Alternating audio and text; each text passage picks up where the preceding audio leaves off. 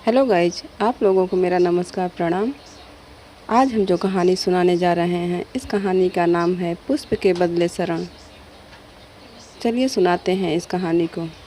एक समय की बात है, महात्मा बुद्ध अपने शिष्यों के साथ मगध आए हुए थे। वहाँ एक चंदौसा नाम का मोची गांव के बाहर अपनी कुटिया बनाकर रहता था। उसके परिवार में पत्नी और 4 बच्चे रहा करते थे। चंदौसा की कुटिया के बाहर एक बड़ा सा तालाब था, जिसमें बरसात का पानी जमा हुआ करता था।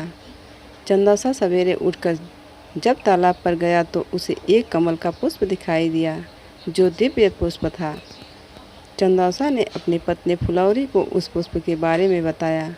फुलौरी शांत स्वभाव की थी और पतिव्रता भी थी। फुलौरी ने तत्काल बताया, महात्मा बुद्ध यहाँ आए हुए हैं, शायद इस तालाब के पास से गुजरे होंगे, जिसके कारण यह फूल हुआ है। चंदौसा के मन में अमीर बनने का स्वप्न जागृत हुआ। वह झटपट तालाब में कूद गया और उस पुष्प को तोड़कर ले आया और अपनी पत्नी से आगे की रणनीति बताता है।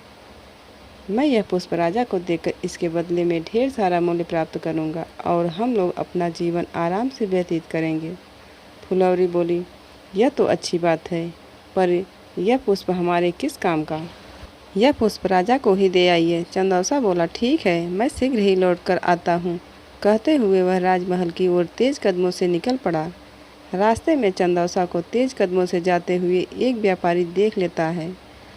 उसके हाथों में दिव्य पुष्प देखकर व्यापारी के मन में उस पुष्प का प्राप्त करने का अभिलाषा जागृत होती है।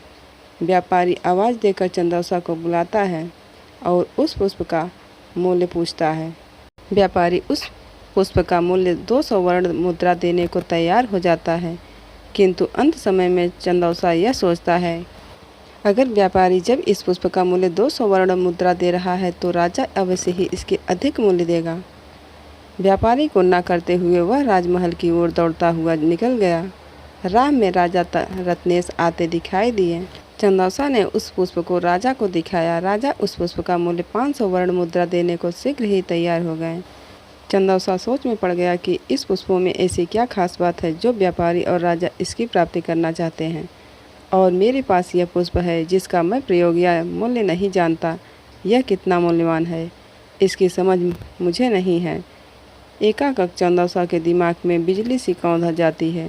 वह राज को भी ना करते हुए वहाँ महात्मा बुद्ध के शरण में पहुँच जाता है। महात्मा बुद्ध के चरण में गिरकर वह पुष्प उन्हें समर्पित कर देता है और अपने शरण में संरक्षण मांगता है। महात्मा बुद्ध चंदौसा को उठाकर हृदय से लगा लेते हैं और उसे अपने शरण में लेते हैं। चंदौसा को ज्ञान प्राप्त होता है। फिर वह अपने समाज में ज्ञान के माध्यम से समाज की पीड़ा हरने का प्रयत्न करता है और आजीवन महात्मा बुद्ध का शिष्य बन जाता है।